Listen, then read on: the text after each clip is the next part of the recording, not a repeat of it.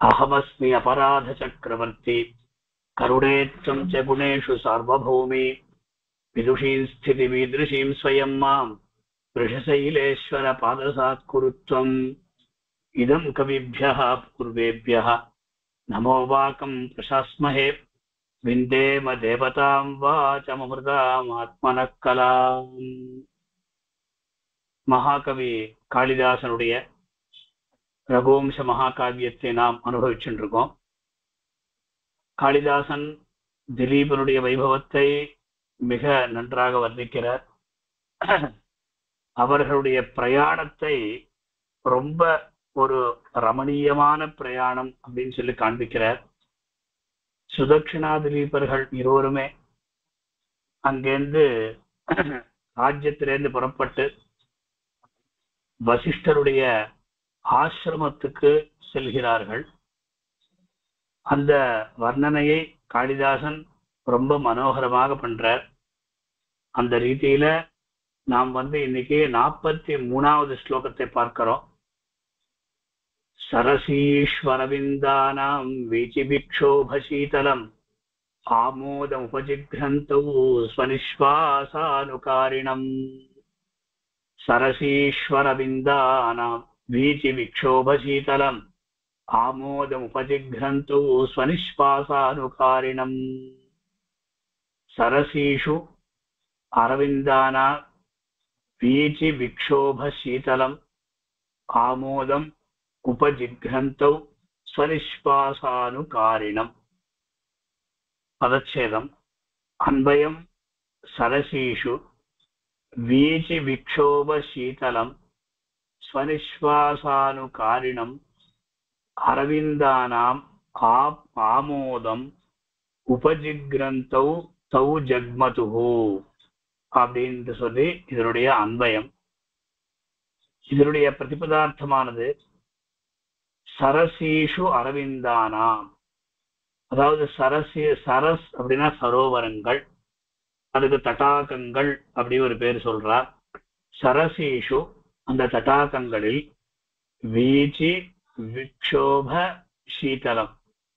வீச்சி அப்படின்னா அலைகள், அந்த அலைகளினால் உண்டான வீச்சி விக்ஷோப, அதாவது அந்த அலைகள் எப்பொழுது இந்த மாதிரி வருதோ அந்த சமயத்துல ஒரு விதமான கலக்கம் ஏற்படும். அதுக்கு விக்ஷோபம் பேர். அதனால தரங்க, அதாவது பரஸ்பரம் அலைகள் மோதுறது, அந்த மோதத்தினால் உண்டான ஒரு கலக்கம், அந்த அந்த சங்கட்டனேன சீதலம், அது ரொம்ப குளிர்ந்து இருக்கின்றதா. வீச்சி விக்ஷோப சீதலம் ஸ்வ நிஸ்வாச அனுகாரிணம். அது எப்படி இருக்கு அப்படின்னா, ஸ்வம் அப்படின்னா அவர்கள், அதாவது தமது, அந்த மூச்சுக்கு நிஸ்வாசம் அப்படின்னா மூச்சு காற்று, அந்த மூச்சு காற்று அனுகாரிணம், அனுகாரினா அது போன்றது. இந்த நிஜ சுவாசத்துக்கு அனுகூலமாய் இருக்கின்ற அரவிந்தானா, அதாவது இது எப்படி இருக்குன்னா, அந்த மூச்சு காற்றினுடைய மனம் போல் இருக்கின்ற அரவிந்தானாம் ஆமோதம். அரவிந்தம் அப்படின்னு சொன்னா கமலம், தாமரை பூக்கள். அந்த அரவிந்தானாம் ஆமோதம், தாமரை பூக்களின் அந்த ஆமோதம்னா மனத்தை, உபஜிக்ரந்தோ மனம் சுகந்தம், ஆமோதம் சுகந்திம், உபஜிக்ரந்தோ, உபஜிக்ரந்தோ அப்படின்னா கிராணம், இந்த கிராணேந்திரியத்தினால நாம் எதை கிரகிக்கிறோமோ அதை பண்றாரா. அதாவது அந்த இது இது எப்படி இருக்குன்னா, அந்த வாசனைய, அந்த சுகந்தத்தை இவா அந்த மாதிரி கிராணேன கிருண்ணந்த, அந்த மூக்கு இருக்கே, அந்த மூகருகின்றவர்களாய் போனார்கள் அப்படின்னு சொல்லி இந்த ஸ்லோகத்தினுடைய சாமான்யமான தாத்பரியம். முதல்ல இவா ரசத்துல போயிட்டே இருக்கா. போயிட்டே இருக்குச்சே பலவிதமான ஒரு ரமணீயமான அழகான ஒரு திருஷ்யங்களை பார்த்துட்டே போயிட்டு இருக்கா. அப்படி போயிட்டே இருக்குச்சே இந்த ரெண்டு பக்கத்துலயும் அழகான அதாவது குளங்கள்லாம் இருக்கான், தடாகங்கள்லாம் இருக்கான். அந்த தடாகத்துல முழுக்க அந்த குளம் சொல்லலாம், தடாகம் சொல்லலாம், புஷ்கரணின்னு சொல்லலாம். அதுல முழுக்க முழுக்க கமல சமூகம் இருக்கின்றதாம். அது எப்படி, அது அப்படியே அலைபாயிரா போல இருக்கான். அங்கேருந்து சில்லுன்னு காத்து வருது. அந்த காத்து எப்படி இருக்கு அப்படின்னா ரொம்ப ஒரு, அது என்ன சொல்லுவா அப்படின்னா அந்த மணக்கிறது, அந்த மாதிரி சுகந்தத்தை உடையதா இருக்கிறது. அது எப்படி இருக்கு அப்படின்னா தம்முடைய மூச்சு காத்து எவ்வளவு ஒரு அனுகூலமாவோ அந்த மாதிரி இருக்குமோ அந்த மாதிரி அந்த சரஸ்ல இருந்து கமல அதுல இருந்து வரக்கூடிய காத்தானது அந்த மாதிரி இருந்தது. அத ஹாயா அவ காத்து வாங்கிண்டு இந்த மூக்குல அந்த சுகந்தத்தை ஆக்ரானம் பண்ணிண்டு அவ இந்த வசிஷ்டருடைய ஆசிரமத்துக்கு செல்கிறார்கள் அப்படின்னு சொல்லி. இது எப்படி இருக்குன்னா இந்த தரங்கம் அப்படின்னாலே அலைகள், அந்த அலைகளுடைய ஒரு மோதல், அதுக்கப்புறம் அந்த கமலம், அந்த கமலத்தினுடைய கந்தம் அது ரொம்ப சில்லுன்னு இருக்கு. அது தம்முடைய சுவாச உச்வாசத்துக்கு அனுகூலமா இருக்கின்றது. இது எப்படி இருக்குன்னா எந்த வித பிரீத்திங் ப்ராப்ளமே இல்லை, அந்த மாதிரி எல்லாம் இருக்குன்னு சொல்ற. மார்க்கத்துல போயிட்டே இருக்குச்சு இந்த தம்பதிகள். இந்த மாதிரி எல்லாம் ஒரு நம்ம கூட எங்கன்னா ஒரு ஹனிமூன் போறதோ இல்லை எதுனா ஒரு மலைப்பிரதேசத்துக்கு போறதோ இல்லைன்னா அது என்ன உத்தியானவனத்துக்கு போறதோ அந்த மாதிரி சமயத்துல அந்த பூக்களுடைய வாசனை அப்படியே ரொம்ப ஆச்சரியமா இருக்கும். அதை நாம ஆக்ரானம் பண்ணிட்டே போவோம்.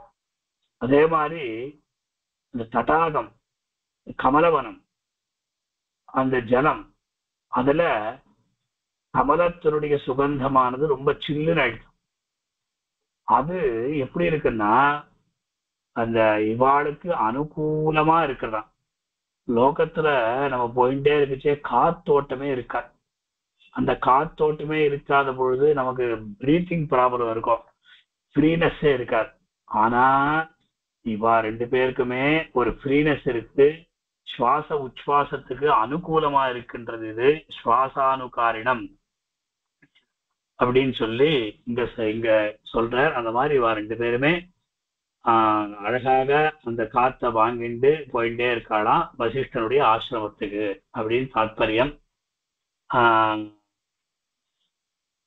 கவி என்ன பண்றாருன்னா நமக்கு போயிட்டே இருக்குச்சே கண்களுக்கு இன்பம் போகணும், காதுகளுக்கு இன்பம் போகணும், அதே மாதிரி இந்த கைகளுக்கும் ஒரு இன்பம் வேணும், ஒரு ஆனந்தம் வேணும். இப்ப மூக்குக்கு ஒரு ஆனந்தம் வருது, அதனால மூக்குக்கும் ஒரு ஒரு விதமான திருப்தி இந்த ஸ்லோகத்தினால் கூறப்படுகிறது. இப்ப ஞானேந்திரியம் 5 இருக்கு, கண், காது, மூக்கு, நாக்கு, ஸ்பர்ஷம். இந்த மாதிரி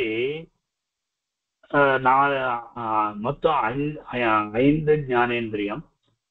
5 ஞானேந்திரியத்துல அந்த கண்ணை பத்தி சொன்னார். அதுக்கப்புறம் காது அதனுடைய இன்பத்தையும் சொன்னார். மூக்கினுடைய இன்பத்தை இப்ப சொல்லிட்டு இருக்கார்.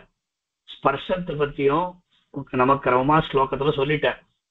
இதெல்லாம் எதுக்குன்னா ஒரு பிரயாணம் பண்ணும்போது நாம் எதை கம்ஃபர்ட்டா நினைக்கிறோமோ அதை எல்லாத்தையுமே காளிதாசன் இங்க வர்ணிக்கிறார் அப்படின்றதான் இந்த காவியத்தினுடைய நமக்கு சாரம்.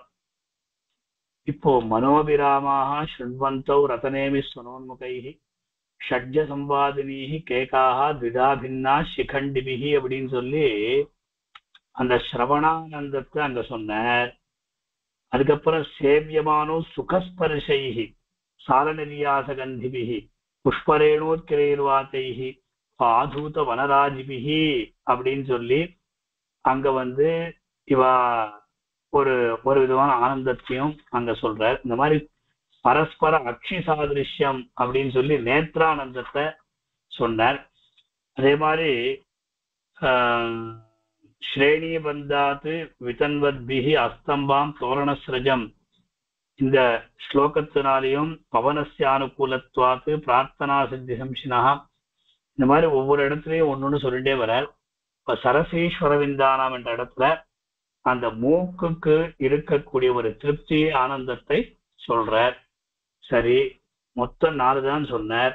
நாக்கு பத்தி சொல்லவே இல்லையே அப்படின்னா, இந்த காலத்துல எல்லாருமே இந்த சாப்பிடுறது இருக்கு இல்லையா, அது ட்ரெயின்ல உட்காந்து சாப்பிடுறது, இல்ல பஸ்ல உட்காந்து சாப்பிடுறது, இல்ல கீழே உட்காந்து போயிட்டே சாப்பிட்டு ஆத்துல உட்காந்து சாப்பிட்றதுக்கு காட்டும் ஒரு தீட்டு அந்த மாதிரி எல்லார் இதுலயும் சாப்பிடுறது, அங்கேயே ஒரு ஒரு மடி ஆச்சாரம் இல்லாம சாப்பிடுறதுன்னு வச்சுட்டு இருக்கோம்.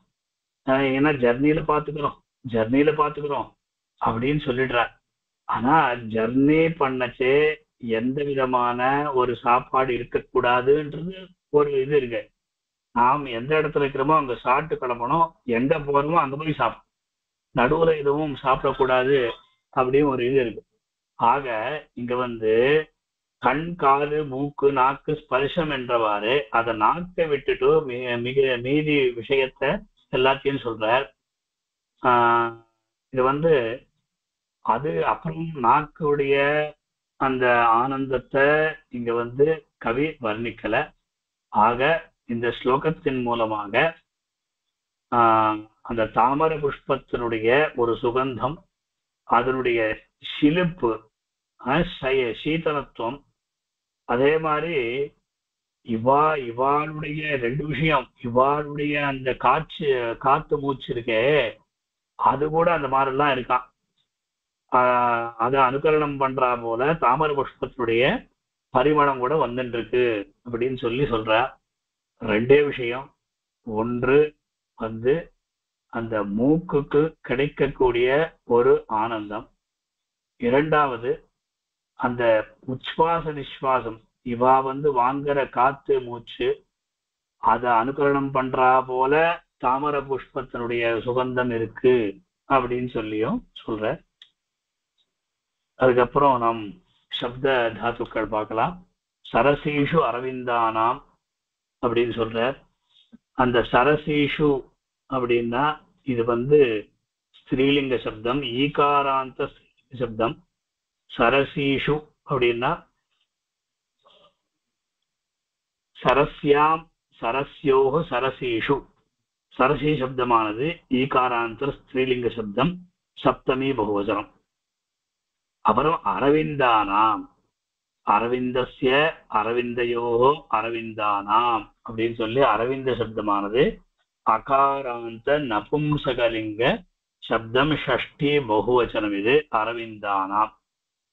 அதற்கு பிறகு வீச்சி விக்ஷோப சீதலம், வீச்சிபிஹி விக்ஷோபஹ, வீச்சி விக்ஷோபஹ, வீச்சி விக்ஷோபேன சீதலஹ, வீச்சி விக்ஷோப சீதலஹ, தம் வீச்சி விக்ஷோப சீதலம்.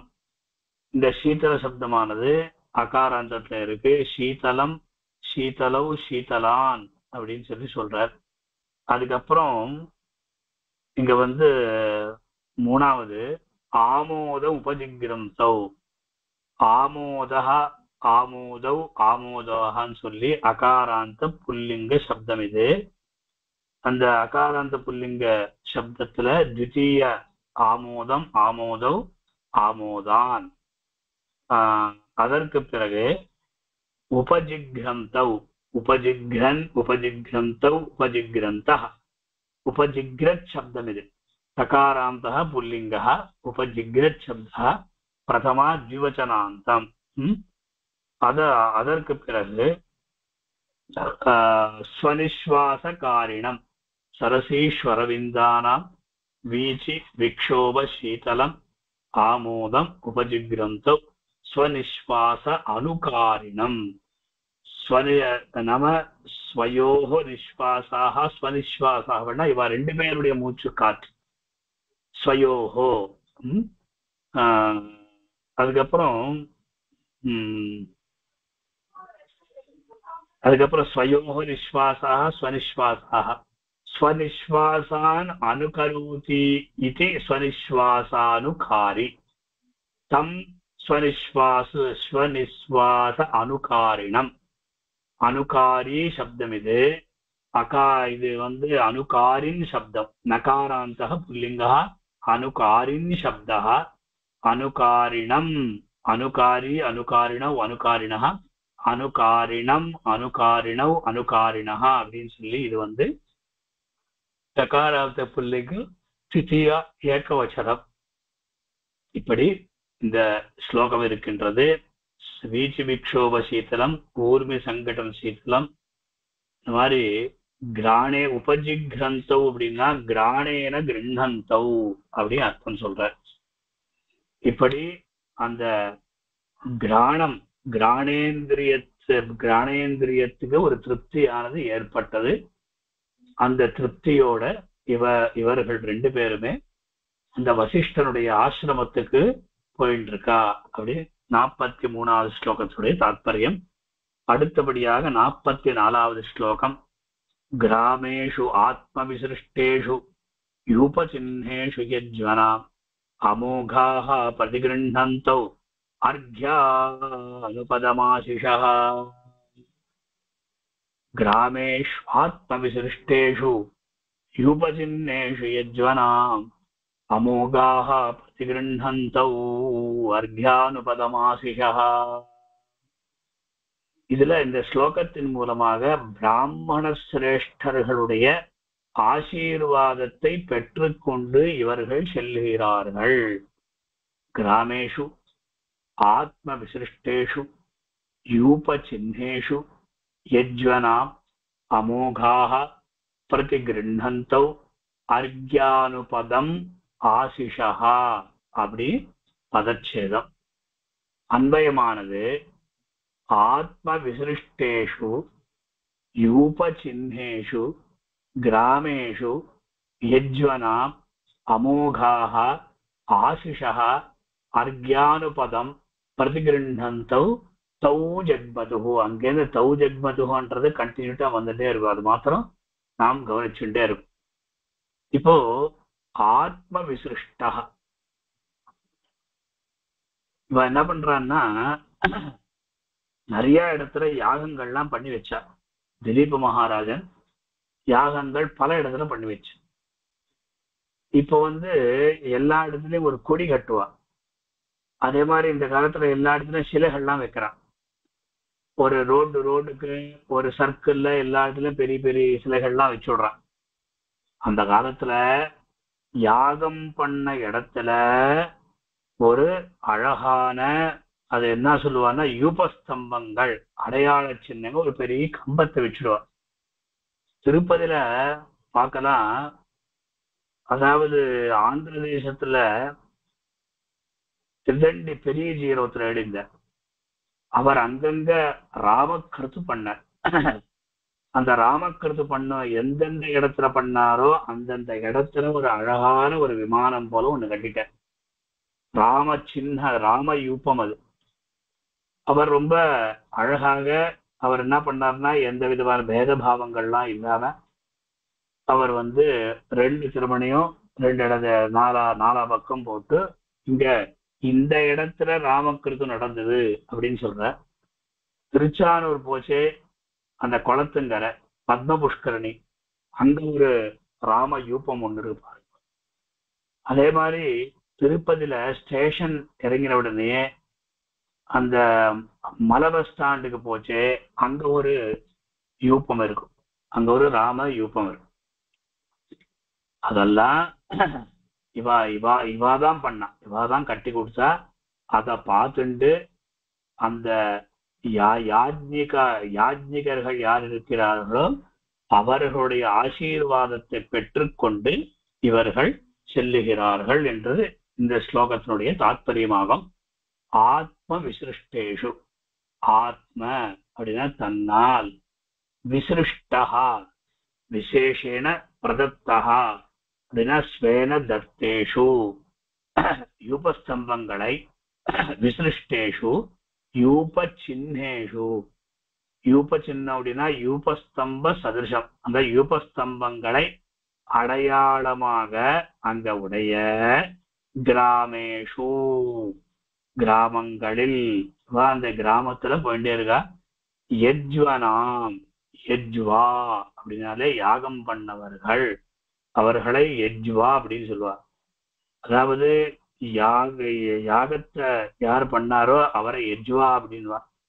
நமக்கு பிரசித்தமா யஜ்வா சுவாமி ஒருத்தர் எழுந்திருந்தார் நாவல் பார்க்க. அந்த சுவாமி பல யாகங்கள்லாம் பண்றா, அதனால அவர் யஜ்வா சுவாமியே அப்படின்னு கூப்பிடுவா. அப்படி யஜ்வனாம், யஜ்வனா அப்படின்னா வேதத்துல ஓதப்பட்ட பிரகாரங்களை கொண்டு யாகம் செய்தவர்கள். அந்த அவர்களுடைய யஜ்வனாம், அதாவது விதி பிரகாரம் யஜ்ஞம் செய்வர்களுடைய அமோகாக. அமோகம் அப்படின்னாலே, மோகம் அப்படின்னா வியர்த்தம், அமோகம் அப்படின்னா சபலம். ஆக அமோகாக வீண் போகாத சபலமாக இருக்கக்கூடிய ஆசிஷா, ஆசிஷான ஆசீர்வாதங்களை, ஆசீர்வாதான் அர்க்யானுபதம். அர்க்யானுபதம்னா அர்க்யத்திற்கு பிறகு. அர்க்யம் அப்படின்னாலே பூஜிக்கிறது. நம்ம பெருமாள் திருவாரம் பண்ணுச்சே அர்க்யம், பாத்தியம், ஆச்சமனீயம், ஸ்நானீயம், சர்வார்த்ததோயம் அப்படின்னு சொல்றோம் இல்லையா. இந்த அர்க்ய சப்தத்துக்கு என்ன அர்த்தம்னா ஆஸ்வானம், பூஜிக்கிறது அப்படின்றது. அர்க்ய அனுபதம், அதாவது பூஜைக்கு அப்புறம், அர்க்யத்திற்கு பிறகு, பூஜா விதிக்கு பிறகு, அனுபதம்னா பிறகு. பிரதிகிருண்ணந்தௌ, பிரதிகிருண்ணந்தௌ பெற்றுக்கொண்டு இவர்கள் ஜக்தௌ தம்பதௌ ஜக்மதுஹு, அந்த தம்பதி ரெண்டு பேருமே ஆசிரமம், வசிஷ்டனுடைய ஆசிரமத்துக்கு செல்லுகிறார்கள் அப்படின்னு சொல்லி இந்த ஸ்லோகத்தினுடைய பிரதிபதார்த்தம். இதனுடைய தாத்பரியமாவது முக்கியமாக நாம் ராஜா திலீபன் பல இடங்கள்ல என்ன பண்ணார் அப்படின்னா யாகத்தை எல்லாம் பண்ண சொன்னார். நிறைய பிராமண சிரேஷ்டர்கள் யாகத்தை பண்ணா. அந்த யாகம் யார் யாஜ்ஞிகர்களா இருந்தாலும், யாகத்துல பாகத்தை யார் அங்க விசேஷமாக அவ ஸ்வீகரிச்சுட்டாளோ அவளுக்கு என்ன பண்ணாருன்னா திலீப என்ன பண்ணார்னா கிராமத்தையே கொடுத்துட்டாராம். அந்த காலத்துல நிறைய பூமி தானம் எல்லாம் கொடுத்துருக்கா. இந்த காலத்துல எல்லாம் நமக்கு என்ன சொல்லுவா, ஆக்கிரமணம் ஆயிடுச்சு, என்க்ரோச்மெண்ட் அப்படின்னு சொல்றோம் இல்லையா. ஒவ்வொரு பிராமணர்களுக்கு கொடுத்த பல ஆயிரக்கணக்கான பூமிகள் இன்றைய தினம் அது இன்னொருத்தருக்கு போய் சேருது. ஆக திலீபன் விவித யாகங்கள் பண்ண அந்த யாஜ்ஞிக விப்ரர்களுக்கு யூபஸ்தம்ப சதிருஷமா ஒரு ஸ்தம்பம் இருக்கு, அது சதிருஷமாக பல கிராமங்கள்லாம் கொடுத்தாராம். அதுக்கு ஸ்ரோத்ரிய கிராமம் பேர். அந்த மார்க்கத்துல போயிட்டே இருக்கா. அந்த கிராமத்துல பூஜா விதி எல்லாம் பண்ணிட்டு அங்க இருக்கிற அந்த நிறைய பிராமண சிரேஷ்டர்கள் அவர்களுடைய ஆசீர்வாதங்களை பெற்றுக்கொண்டு இவா ரெண்டு பேரும் அங்கிருந்து கிளம்பி போயிட்டே இருக்கா. இப்படி திலீபன் ஒரு யாகம் பண்ண வைக்கல, தானும் பல யாகங்களை பண்ணான், பல யாகங்களையும் பண்ணி வைத்தான். அப்போ தானத்தை கொடுக்கறது, யாகம் பண்றதுன்னா தட்சிணா, அதான் ரொம்ப முக்கியம். யாகத்துல தட்சிணை ரொம்ப முக்கியம். அந்த தட்சிணை கொடுக்காம யாகத்தை பண்ணா பாவம் சேரும். இப்படி அந்த யாகத்துல விப்ர சிரேஷ்டர்களுக்கு, பிராமண சிரேஷ்டர்களுக்கு நிறைய கிராமங்களை தான ரூபமா கொடுத்தானா. அந்த ஆசிரமத்துக்கு போயிட்டே இருக்குது, அந்த கிராமங்களை பார்த்தானா. ஐயோ, இவ்வளவு தூரம் வந்திருக்கோம், நாம் இங்க இருக்கின்ற அந்த பிராமணர்களுடைய ஆசீர்வாதங்களை பெற்றுக்கொண்டு செல்லலாம் அப்படின்னு சொல்லி உள்ள போயிட்டு, ஒரு என்னன்னா லோகத்துல ஒரு பழமொழி ஒண்ணு இருக்கு, ஜாதகம் சரியா இல்லைன்னா கூட அந்த வைதிக மந்திரோச்சாரணம் பண்ண அவளுடைய அந்த ததாஸ்துன்னு சொல்றாளே, அவளுடைய ஆசீர்வாதம் இருந்தா எல்லாமே நல்லபடியா நடக்கும் அப்படின்ற அந்த மாதிரி பூஜா விதி அந்த விப்ரருடைய சபலமான ஆசீர்வாதங்களை பெற்றுக்கொண்டு வசிஷ்டனுடைய ஆசிரமத்துக்கு இவ போயிட்டு இருக்கா அப்படின்னு சொல்றார். இன்னும் விசேஷமா சொல்ல போனா, இந்த யாகம் பண்ணும் பொழுது இந்த பசு ஒண்ணு அங்கேயே இருக்கும். அந்த பசுவை கட்டுவதற்காக ஒரு ஒரு கம்பம் இருக்கும், அதுக்குதான் யூபம் பேரு. அந்த பசு கட்டுறதுக்காக நடும் ஒரு கம்பம் இருக்கே, அதுக்கு யூபம் பேர். அதுல திலீபன் இந்த மாதிரி நிறைய அந்த மாதிரிலாம் இருக்கான். அந்த யஜ்ஞசாலைகள்லாம் இருக்கான். அதெல்லாம் அப்படியே தம்பட்டுண்டே இருக்கு. அவற்றை கண்டதுமே திலீபனுக்கு ஒரு ஆசை, ஆர்வம் ஏற்பட்டது. அங்கேருந்து ரதத்துல இருந்து இறங்கிட்டார். இறங்கி அவளை போய் பார்த்து, பல பிராமணர்களை பார்த்து அவளுடைய ஆசீர்வாதத்தை பெற்றுக்கொண்டாராம். இவாள என்ன பண்ண தெரியுமோ இல்லையோ, பிராமணர்களும் ஐயோ நம்ம ராஜா வந்துட்டு இருக்கான் அப்படின்னு சொல்லி அவளை அங்கேருந்து வரவழைச்சு உபச்சாரம் பண்ணி, உனக்கு சத்புத்திரம் உண்டாகட்டும் அப்படின்னு ஆசீர்வாதம் பண்றான். பெரியவாவுடைய ஆசீர்வாதம் தான் நம்மளை என்னைக்கும் காப்பாற்றும் என்கிற ஒரு விஷயத்தை நாம் இங்க பார்க்கலாம். ஏன்னா அவளுடைய ஆசீர்வாதம் வீண் போகாது. சில பேருக்கு நல்ல கைராசி இருக்கும், அவளுடைய ஆசீர்வாதம் என்னைக்குமே வீண் போகாது, அப்படியே அது பலிக்கும். அந்த மாதிரி இங்கேயும் திலீபன் பிராமணருடைய ஆசீர்வாதங்களை பெற்றுக்கொண்டான். இதுதான் இந்த ஸ்லோகத்தினுடைய தாத்பரியம். கிராமேஷு ஆத்ம விசிருஷ்டேஷு யூபசின்னேஷு யஜ்வனாம் அமோகாஹ பிரதிகிருண்ணந்தௌ அர்க்யானுபதமாசிஷா. இதனுடைய சப்த தாத்துக்களை பார்க்கலாம். கிராமேஷு, அதாவது கிராமம், கிராமஹா, கிராமௌ, கிராமாஹா அப்படின்னு சொல்லி கிராமே, கிராமயோ, கிராமேஷு அகாராந்த புல்லிங்கம்,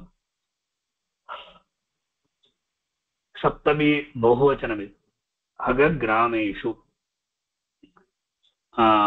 அதன் பிறகு ஆத்ம விசிருஷ்டேஷு, ஆத்மனா விசிருஷ்டாக, ஆத்ம விசிருஷ்டாக, தேஷு ஆத்ம விசிருஷ்டேஷு. அதாவது இது எப்படி இருக்குன்னா, அதாவது தம்மாலே கொடுக்கப்பட்ட ஆத்மனா விசிருஷ்டாக, ஆத்ம விசிருஷ்டாக, தேஷு ஆத்ம விசிருஷ்டேஷு அப்படின்னா விசிருஷ்டே விசிருஷ்டயோக விசிருஷ்டேஷு. ஆத்ம விசிருஷ்ட சப்தமானது அகாராந்த புல்லிங்க சப்தம், அதுல சப்தமி பகுவச்சனம். அடுத்தது யூப சின்னேஷு. யூப சின்னம் அப்படின்னா யூபாயேவ சின்னானி ஏஷாந்தே யூபசின்னாக தேஷு யூபசின்னேஷு. அதாவது சின்னே சின்னயோஹு சின்னேஷு. இந்த யூபசின்ன சப்தமானது அகாராந்த புல்லிங்கத்துல சப்தமி பகுவச்சனமா வருது. அதன் பிறகு யஜ்வனாம், யஜ்வன் சப்தம் நகாராந்தः புல்லிங்கः யஜ்வன் சப்தः. அதுல யஜ்வனாம், யஜ்வனः, யஜ்வனோஹ, யஜ்வனாம் ஷஷ்டி பகுவச்சனாந்தம். அடுத்தது அமோகாஹ. மோகாஹ ந பவந்தீதி அமோகாஹ. மோக சப்தத்துக்கு நிஷ்பலம் அப்படின்னு நாம் அர்த்தம். ஆக மோகாஹ ந பவந்தீதி அமோகாஹ, தாஹ அமோகாஹ, அமோகாம் அமோகே அமோகாஹன்னு சொல்லி அமோகா சப்தமானது ஆகாராந்த ஸ்ரீலிங்க சப்தம், துதியா பகுவச்சனம். அதுக்கப்புறம் பிரதிகிருண்ணந்தௌ, பிரதிகிருண்ணன்னு, பிரதிகிருண்ணந்தௌ, பிரதிகிருண்ணந்தः, பிரதிகிருண்ணத் சப்தம் அகாராந்தः புல்லிங்கः பிரதிகிருண்ணத் சப்தः. அதுல प्रतिगृह्णन् प्रतिगृह्णन्तौ प्रतिगृह्णन्तः. இது பிரதமா விபக்தியில திவச்சனம் இது இல்லையா? ராஜன் ராஜா ராஜானோ ராஜானா, ஆத்மா ஆத்மானோ, பிரதிகிருண்ணன் பிரதிகிருண்ணந்தோ பிரதிகிருண்ணந்தः பிரதமா திவச்சனாத். அர்க்யானுபதம் அர்க்யாய இதம் அர்க்யாய இதம் அர்க்யம், அர்க்யஸ்ய அனுபதம் அர்க்யானுபதம்.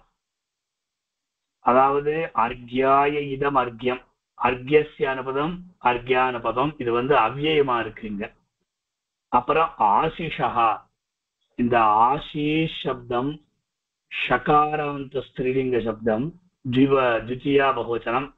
அது எப்படி இருக்குன்னா ஆசீஹி ஆசிஷௌ ஆசிஷா, ஆசிஷம் ஆசிஷௌ ஆசிஷான்னு சொல்லி இது த்விதியா விபக்தியில பகுவச்சனமா இருக்கிறது. இப்படி சப்தம் தாத்துக்கள் இந்த ஸ்லோகத்துல பார்த்தோம். மல்லிநாதனுடைய வியாக்கியானத்துல எல்லாருக்குமே ஒரு ஆங்ஸைட்டி, ஒரு சம்சயம் இருக்கும்.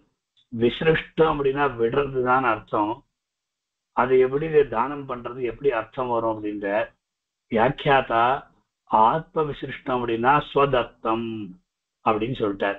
தன்னால் கொடுக்கப்பட்ட. யூபம் அப்படின்னா என்ன? யூபோ நாம யஜ்ஞீய பசுபந்தன தாரு விசேஷா. பாருங்க எவ்வளவு அழகா போடுறார். பசுபந்தனம், ஒரு பசுவை கட்டுறதுக்காக, ஒரு இடத்துல கட்டுறதுக்காக ஒரு ஒரு மரம், அதாவது ஒரு ஸ்தம்பம் போல இருக்கிற ஒரு மரத்தை அங்க இது பண்ணலாம். அதனால யூபோ நாம யஜ்ஞீய பசுபந்தன தாரு விசேஷா. யூபாக ஏவ சின்னானி ஏஷாம் தேஷு நம்ம முதலே சொல்லிட்டோம். அதுக்கப்புறம் கிராமேஷு அமோகான சபலாக அப்படின்னு அர்த்தம். யஜ்வனா யஜ்வாது விதினேஷ்டவா அப்படி அமரம். யஜ்வா அப்படின்னா விதினா இஷ்டவதாம், வேதத்துல சொல்லப்பட்ட அந்த விதியை அனுசரித்து யார் யாகங்களை பண்ணுகிறார்களோ அவர்களுக்கு யஜ்வாம் பேர். அதுக்கப்புறம் ஆசிஷா அப்படின்னா ஆசீர்வாதான். அர்க்யா சப்தத்துக்கு பூஜா விதி. ததர்த்த இதுல பாதார்க்யாபியம். அதுக்கப்புறம் அர்க்யம் பிரதிகண்ணந்தோ ஸ்வீகுர்வந்தோ இந்த மாதிரி. அதுக்கப்புறம் அனுபதம் அப்படின்னா பதஸ்ய பశ్చాத், பதத்துக்கு அப்புறம். அனுபதம்னா இது ஒரு அவ்யயீபாவம். அன்வக்ஷம் அனுகேது பதன் கிளீபம் அவ்யயம் அப்படின்னு சொல்லி இதுல அர்த்தம் சொல்றார். இப்படி மல்லிநாதனுடைய வியாக்கியானத்துல பல விசேஷங்களை பார்த்தோம். அந்த திலீப தம்பதிகள் பிராமண ஆசீர்வாதங்களை பெற்றுக்கொண்டு அங்கிருந்து வசிஷ்டாசிரமத்துக்கு போகின்றார்கள் என்று இந்த ஸ்லோகத்தினுடைய தாத்பரியம். கிராமேஷு ஆத்ம விசிருஷ்டேஷு யூபஜன்யேஷு யஜ்வனாம் அமோகாஹ பிரதிகிருண்ணந்தௌ அர்க்யானுபதம் ஆசிஷா ஹய்யங்கவீனம் ஆதாய கோஷபுத்தான் உபஸ்திதான் நாமதேயானி பிருச்சந்தோ வன்யானாம் மார்கசாகினாம். இந்த ஸ்லோகத்தை நாம் அப்புறம் பார்க்கலாம். ஸ்வஸ்தி.